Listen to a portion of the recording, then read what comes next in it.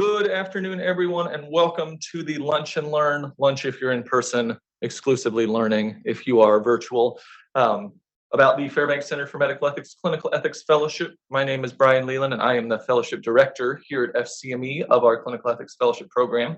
I'm also a pediatric intensivist at Riley Hospital for Children. We are going to take the next 20 minutes to tell you all about the fellowship, and then we will have 10 minutes thereafter for questions and answers session. And if you have a question that's pressing during the presentation, by all means, blurt it out or unmute yourself and interrupt us. We do have flexibility for time for that. I am going to hand things over to Robin Axel Adams, who will introduce herself and get us started. Thank you so much, Brian. My name is Robin Axel Adams. I am the manager of the Fairbanks Center, and my background is chaplaincy. So I've been here with the Fairbanks Center for about 7 years and was at Ball Memorial before that. So our goal today is so that when we're done, we really want you just to get a sense of who we are, what the fellowship is going to be like for you, and help you to understand what the application process is like and how the fellowship will benefit you. So it is part of our responsibility that whenever we talk about the center, that we talk about our benefactor, Charles Warren Fairbanks. Charles Warren Fairbanks was a philanthropist in Indianapolis. He was a vice president under Theodore Roosevelt. He was a U.S. senator, and he was on the first board of directors for Methodist Hospital. And there was no memorial to him in the city of Indianapolis. His house is on Meridian Street with a tiny little sign, but nothing else to honor who he is and who he was for the city. And so his family approached Methodist Hospital at the time and said, we want to do a living memorial. We don't want a statue. We want something that will help truly honor who he was. And so they asked the hospital to put together 3 proposals. And Stephen Ivy's proposal was accepted as a hospital-based clinical ethics center. So it took a couple of years to find just the right director, but Dr. Paul Helft was selected as our first director in 2004. And then he developed really everything that we are today. It was his brainchild. He had done his own ethics fellowship at the University of Chicago, but he wanted to make something wonderfully unique and different here at IU Health. And so his mission, as he thought about it, and it continues to be our mission, is to really empower team members to be ethics resources for their respective healthcare systems. We do that through education. So our first fellowship class was in 2005. In 2019, we graduated our 100th fellow, and then this year we will graduate our 123rd fellow. So we're super excited about that. So let's look at what the fellowship actually is. So we are a 9-month, which means that we meet from August 24th this year to May 24th of next year. So just during the academic year. We are part-time, which means we just meet on Wednesdays. And so everybody keeps their full-time jobs and then is with us on Wednesdays. Interdisciplinary, meaning that we intentionally select people from all sorts of disciplines who can bring their own perspective and their own contributions to the program.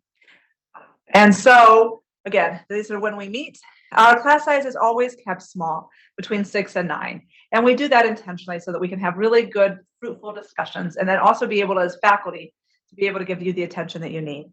And because of the generosity of the Fairbanks family, there is no cost for tuition and all materials are provided at no cost. So we can talk about the greatness of the fellowship. Well, we're going to share with you a few comments from our past fellows who can share with you what their experiences are like. So I am going to sit down and take a drink of water while you read Amanda's statement there. Certainly. Oh, excuse me. Amanda Wilhelm was a nurse at Riley and has since left us to continue her practice in Texas. But she shared that she feels like she has better resources as a nurse to handle challenging cases and can navigate those situations through a different framework now that she has a better understanding of the ethics issues. And that's not only helpful to her, but to those around her, which is exactly the goal. So let's take a few minutes and talk about the details of the curriculum of the fellowship. I break the fundamental components into 3 pillars: education, service, and research, or scholarly work specifically, as it does not require that it's a research project. And we'll start with education. Education is broken into 3 components conveniently as well: clinical ethics, communication, and diversity and inclusion. And most of these take the form of interactive or didactic seminars that are led either by content experts that are core faculty in the Fairbanks Center for Medical Ethics or guest content experts that we've invited from outside. And these 2 to 3 hour sessions are guided discussions about various topics, everything from foundation in bioethics, which is early in the fellowship experience to give fellows a foundation and core understanding of ethical principles on which to build onto more niche topics, to then individual ethics issues, from perinatal ethics to transgender ethics to pediatric ethics to geriatric ethics to ethics for undocumented persons, to now inconveniently but necessarily pandemic ethics.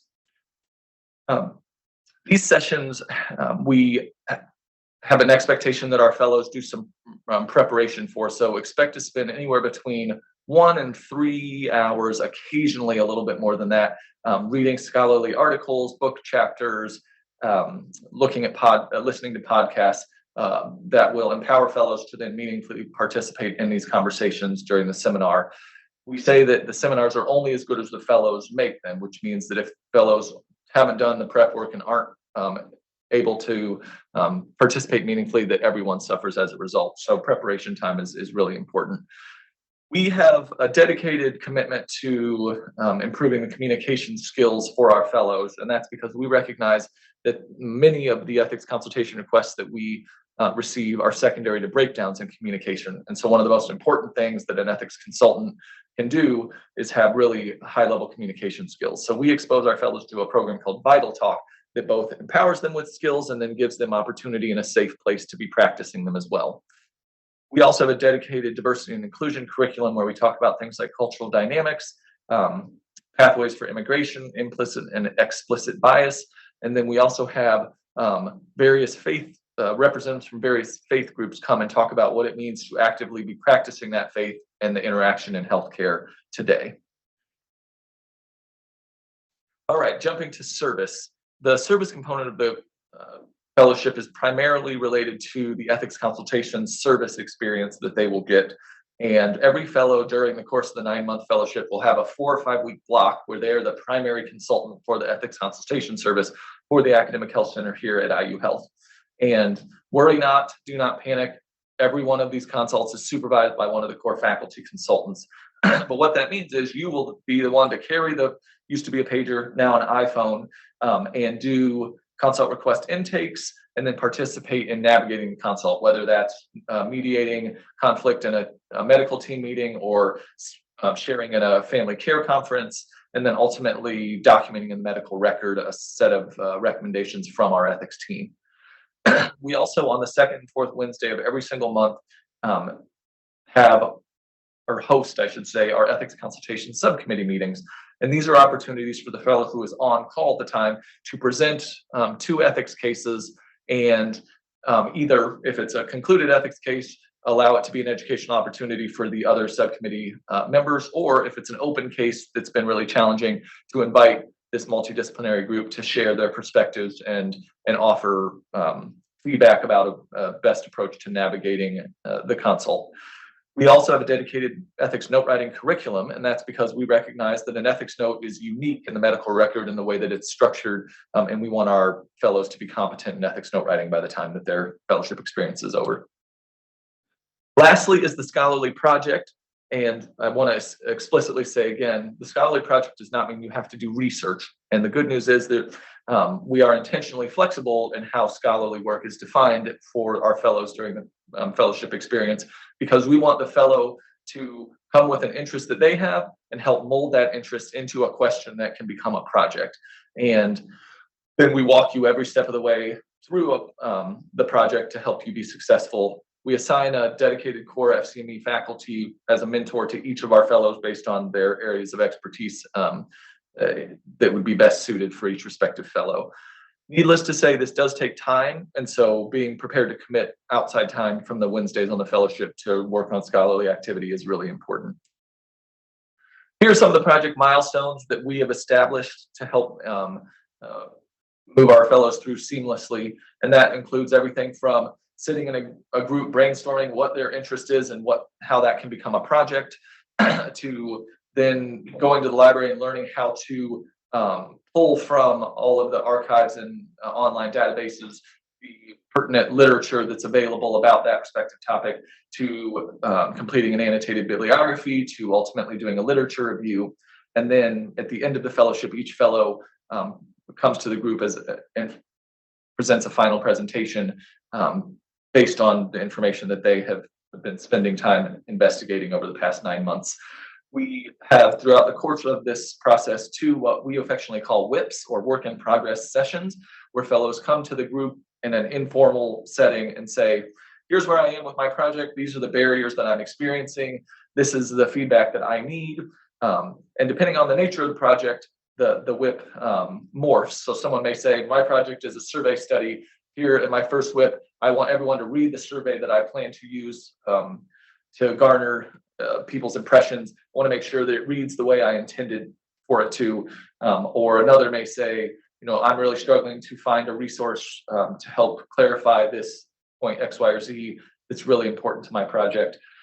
Fellows are not expected to publish, but we certainly encourage and support that process for those interested in doing so. And as you can see, we've had good success with fellows publishing scholarly articles that they've composed as well. Here are some examples of past fellows projects. Sherry Bate did conveniently, since I gave that example, a survey study of respiratory therapists' perception in involvement in decision-making with the medical team surrounding end-of-life care. Sean Gerber put together a grand rounds presentation about spirituality and values clarification as part of an ethics consultation for patients at end of life. And Dr. Emil, who's now in Salt Lake City, Utah, as a pediatric pulmonologist, put together a really thoughtful literature review and proposal for a model using shared decision-making to arrive at a conclusion about appropriateness of pursuing chronic mechanical ventilation for patients that have chronic lung disease.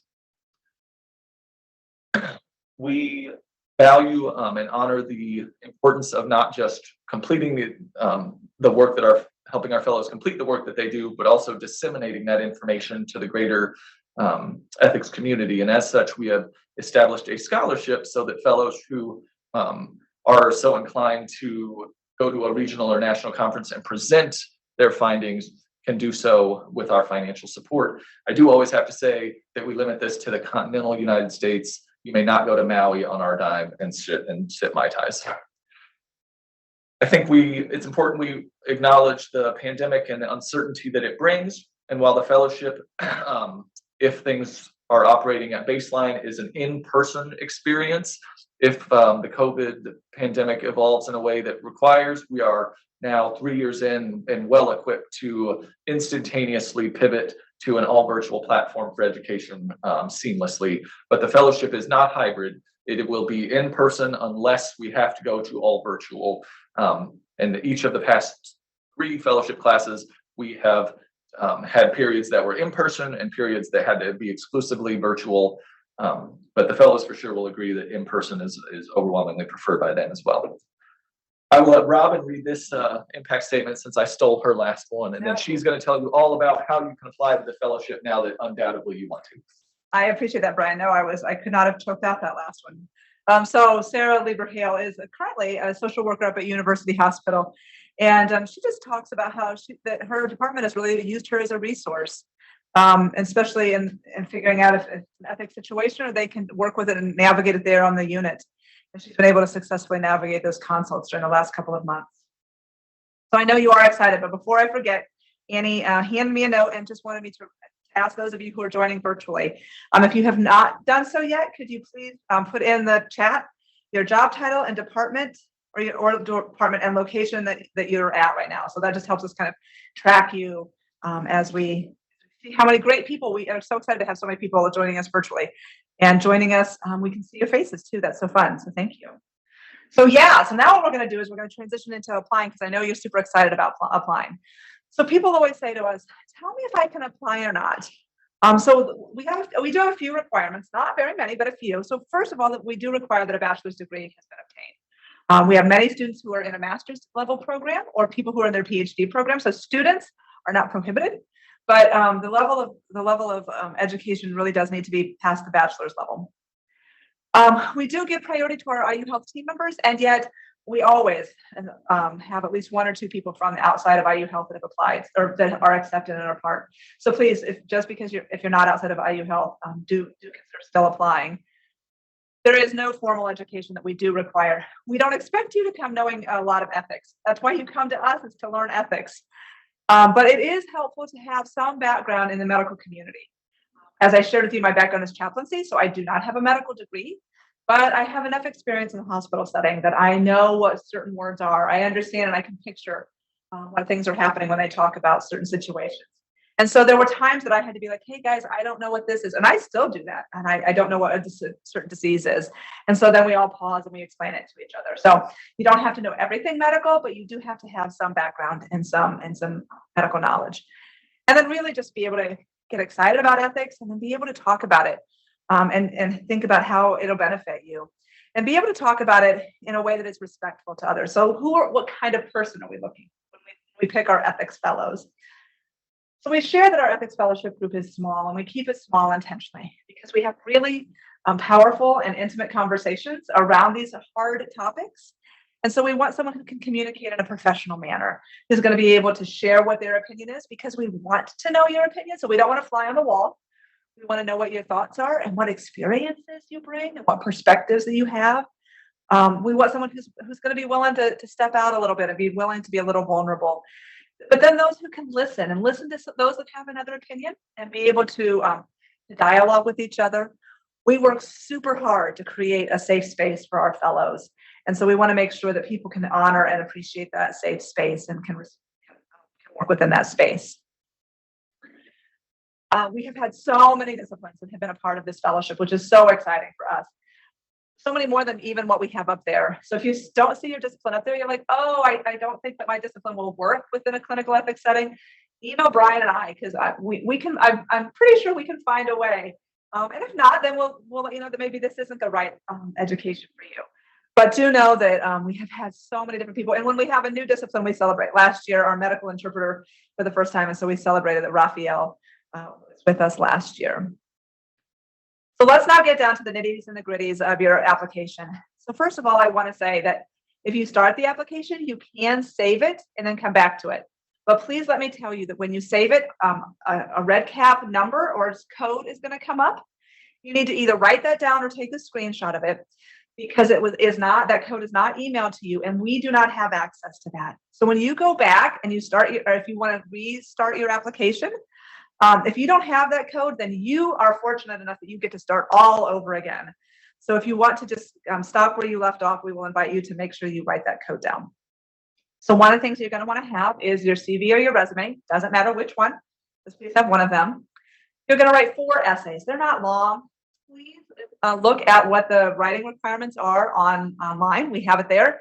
And so we'll invite you to stay within those parameters that we have set. And then you need to have 2 letters of recommendation.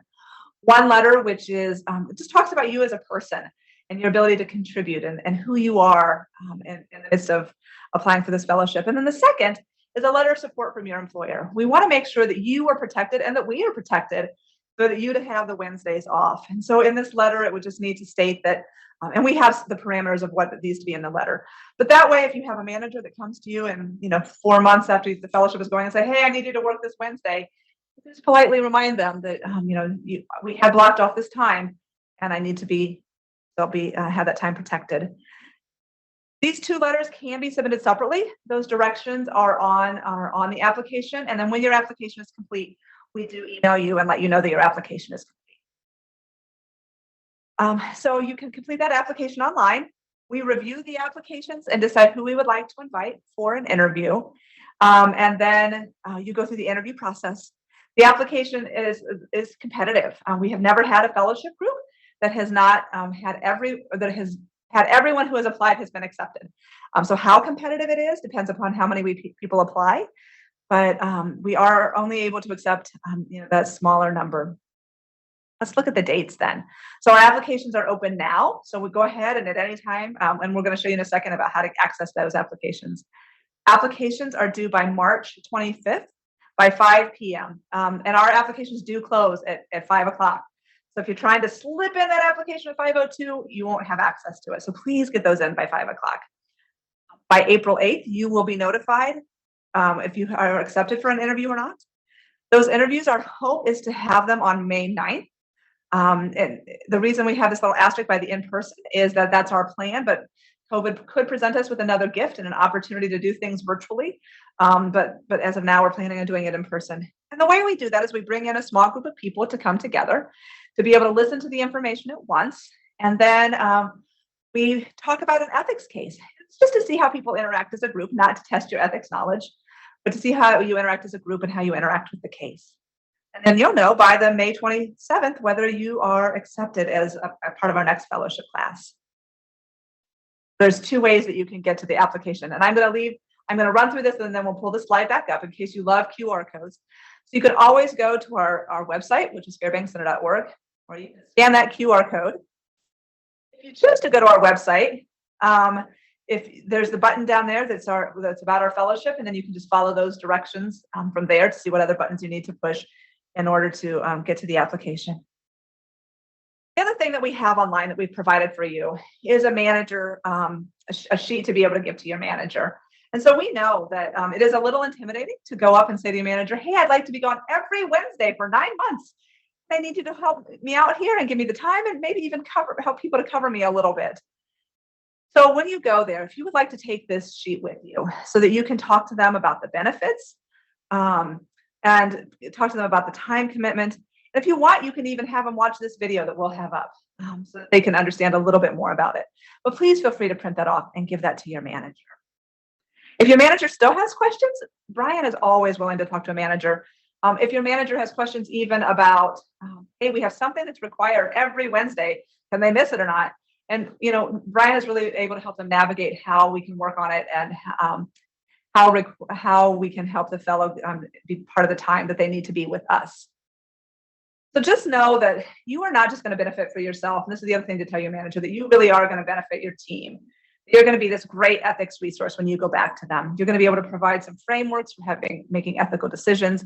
You're going to be able to support those who have moral distress. And you're just going to be able to positively impact that practice that your team is doing. So that's going to benefit your team. Now, if you would like to continue to work with us, and the timing works out, we invite you to continue to stay involved with the center.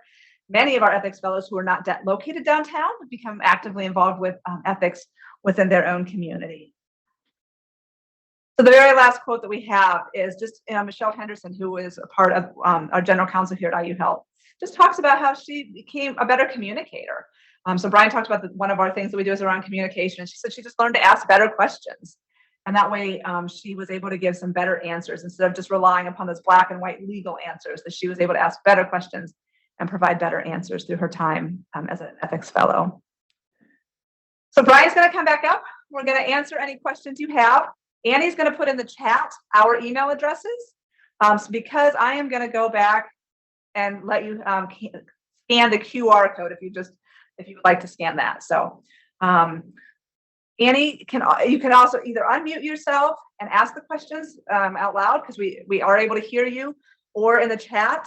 Annie is monitoring the chat and can ask questions out loud for you that are in the chat. We would love for you to ask it in words that we can hear audibly.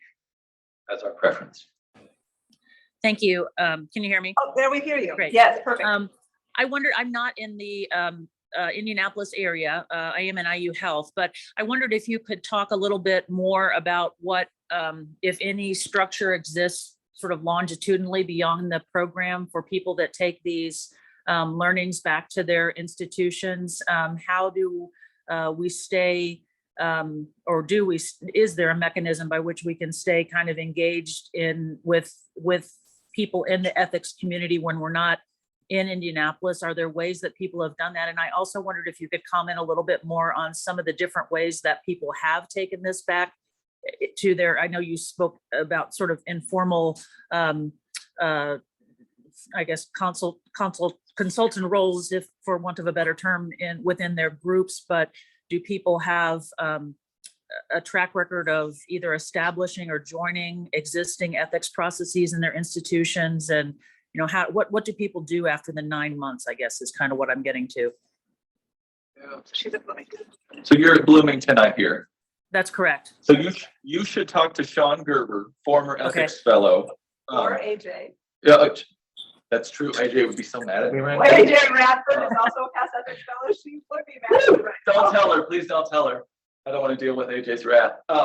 So the answer for you as concisely as possible is that in particular within the IU health system, there is a growing commitment and dedication to establishing an ethics community within each of the regions. And that is actively occurring as we speak. And so my hope and what I would encourage is that anyone who is coming from a region to join us in the fellowship would return to that region and be a pioneer with with other past fellows or others with ethics expertise to create and make more robust the ethics resources there. Sean and AJ are good examples. Will Grinstead is a former ethics fellow who is now the chair of the ethics committee for IU Ball, and forgive me which region that is. Charles is North our Central? East Central. East Central. There we go. And then And so that's right. And Charles is at Arnett, and we have even a couple people at healthcare systems outside of IU Health as well who are trying to serve in that capacity. So the answer is for IU Health in particular, there should be ample opportunity for you to join and grow ethics resources at your respective institution in your regions. Great. Thank you very much. Yes, of course. Great question. Yeah.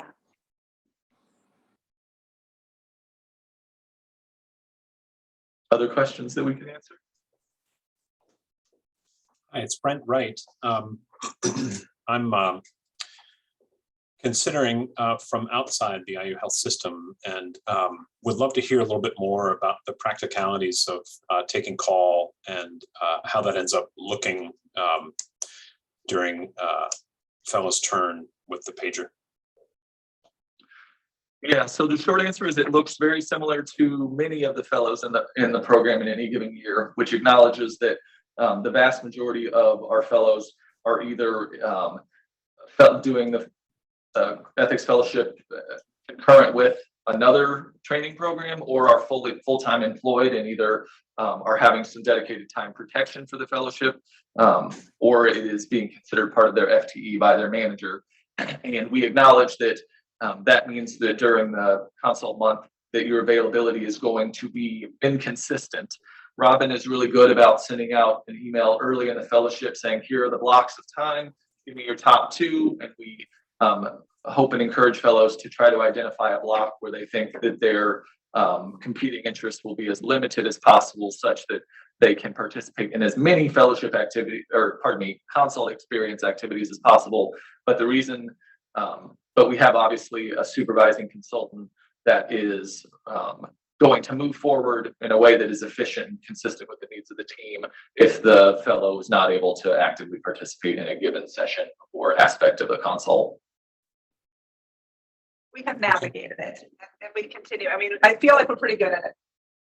Yeah, and especially honestly now since the pandemic and really adoption and embracing technology, we have an opportunity to do any of like the family meetings or care conferences or medical team meetings in a hybrid platform where maybe 3 people are in person, but then there are 3 or 4 people joining the group virtually, which is certainly an option for fellows who aren't able to come in person. Thanks. For consult activities specifically.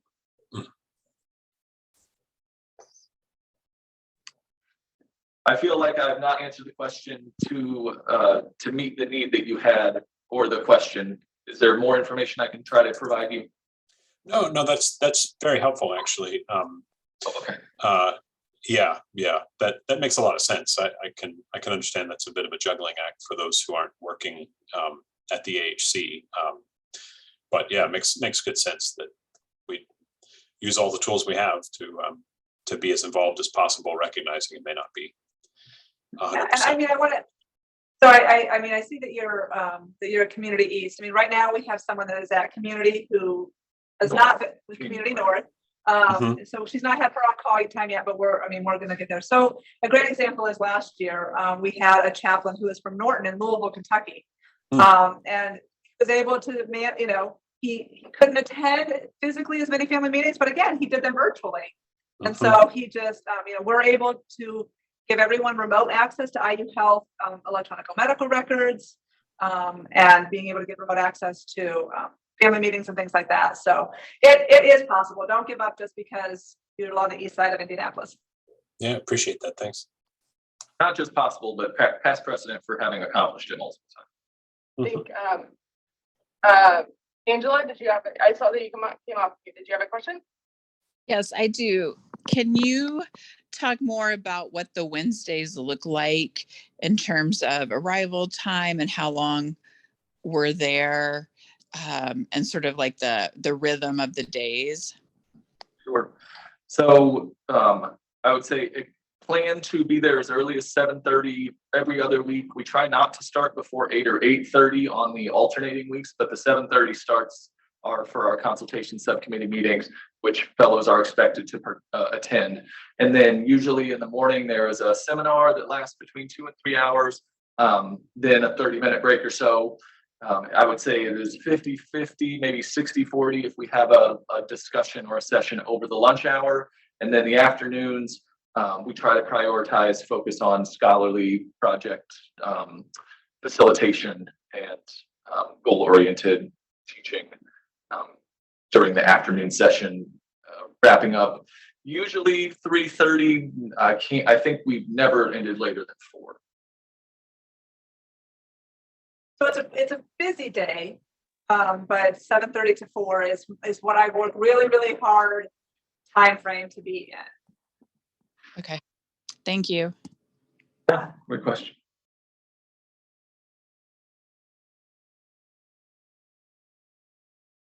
Annie doesn't see anything else coming online. No. All right. Seems that we've answered every other question already in the brilliant presentation that we provided you. We're grateful to you for your time today. We hope to see applications from each and every one of you, and please do not hesitate to reach out to the emails that were up on the screen that we will put back on the screen here momentarily. If you have further questions that would be helpful before you decide to submit an application. Have a great weekend. Stay safe. Thanks, everybody. Bye.